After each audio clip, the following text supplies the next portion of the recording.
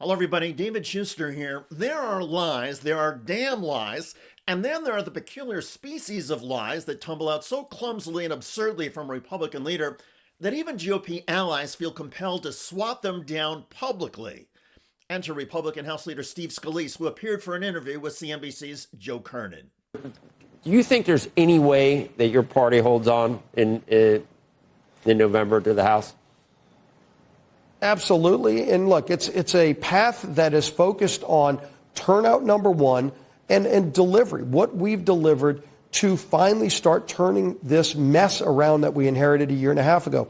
After blaming Biden for the economic problems triggered by Trump, Scalise then turned to gas prices. People that will remember, you go back 2 years ago, we were paying almost $6 a gallon for gasoline. Right now it's in the threes. No. Right now, it is in the fours. Americans are paying the highest price in 4 years.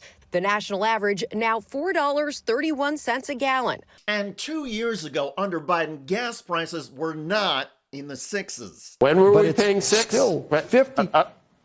Well, 2.5 years ago. I don't think we were. That wasn't the average price. Look at where we are now. We're over 30% below where we were just 2 years ago. Today, we are 30% below where we were 2 years ago. No, today we are not 30% below where we were 2 years ago. Today, we're about 20% above where we were with gas prices 2 years ago. In April 2024, the average price per gallon was $3.65. Now, it is $4.28. That's an increase of 63 cents. And even Joe Kernen, who supports Trump Republicans in the Iran war, felt obliged to call out Scalise's whopper. So we're bringing things down so that we can make life more affordable, but we have more work to do, and that's why we're going to hold the majority. You must have been on vacation in California. I think 2 years ago, in April of 2024, we were at about $3.65, so we're actually above where we were then. And I'm not. No, we were well into the fives under Biden. Well into the fives. At one point, not 2 years ago. Most of energy production shut down. Energy in the Gulf of America was shut down. Alaska was shut down. We opened that up, by the way, in the Working Families Tax Cut. But 2 years ago, the average was production now. Exactly 2 years ago, the average was $3.65 to $3.67. And I'm not saying that $4 or whatever it is now, that the long-term goals that we're trying to accomplish in the Middle East, I'm not saying it's not worth it for a brief time, but it's definitely going to hurt people, obviously, this summer. Scalise then offered a rosy projection about energy prices and delivered another lie. It's still going to go lower when Iran gets resolved and the Strait of Hormuz gets open. But at the same time, did anybody want a nuclear-armed Iran? I think if you ask most normal people, they would say absolutely not. When they just slaughtered 30,000 of their own people, they were about to get a nuclear weapon. No, Iran was not about to get a nuclear weapon. Even U.S. intelligence agencies under Trump said Iran was not about to get a nuclear weapon, thanks in part to the June 2025 U.S. bombing of Iranian nuclear facilities. What Iran had, and still has allegedly, is about 400 kilograms of uranium enriched to 60%. In a nuclear bomb, uranium has to be enriched to 90%. And that enrichment process is not easy. And even once you have uranium enriched at 90%, experts say that building a nuclear weapon with that material is also complicated, difficult, and takes at least 6 months to a year.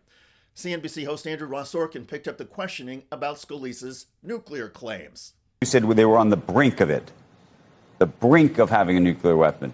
And I think that there's a genuine question today, even among the folks in intelligence, about whether that's in fact true, and if so, well, they were enriching uranium what took place to weapons grade earlier level. this that year was the level. in terms of the bombing that took place on the nuclear facilities, whether therefore that was a success or not. Yeah. So Operation Midnight Hammer, which you're referencing, was the B-2 bomber going over and knocking out their nuclear facilities. But they still had enriched uranium that was held at many other underground locations at weapons grade level. Actually, Iran's enriched uranium was and is reportedly at 60% enrichment. Again, a nuclear bomb requires uranium to be at 90% enrichment. And obviously, you get enriched uranium at weapons grade level with the capabilities, intercontinental ballistic missiles, to deliver those to other countries. And remember, Iran was lying about how far they could send their missiles. They were saying, oh, they can't really go that far.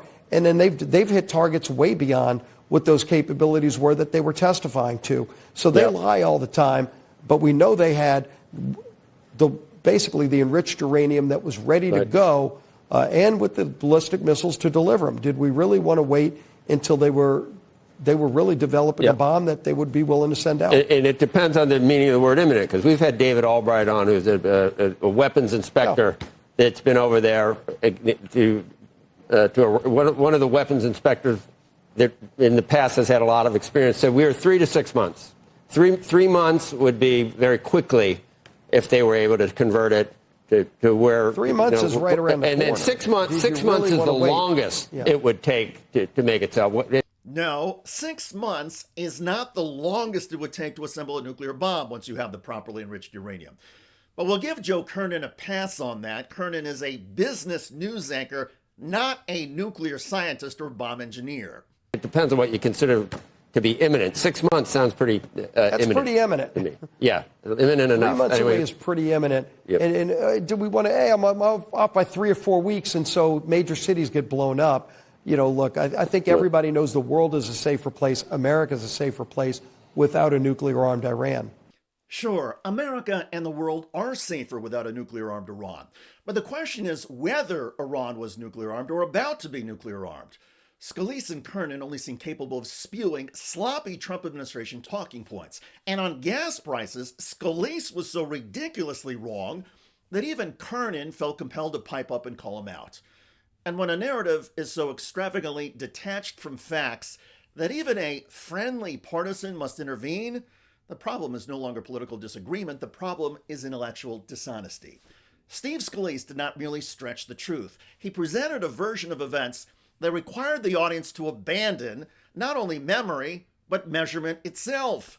Gas prices, like gravity, are stubborn things. They do not bend to rhetoric.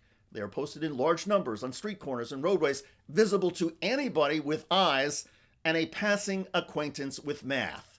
Yet Scalise pressed on, as though repetition might change fiction into fact.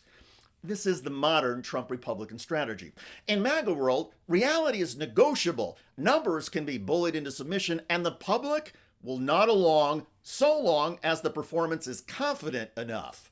But confidence is not contagion-proof. Occasionally, it runs into someone unwilling or unable to indulge.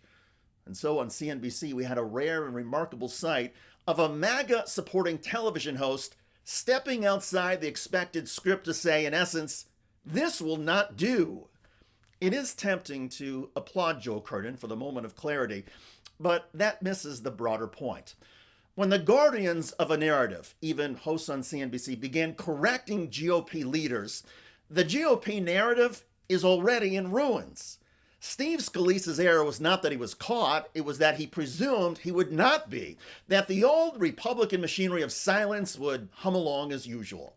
Instead, even a Republican CNBC host sputtered and spoke up.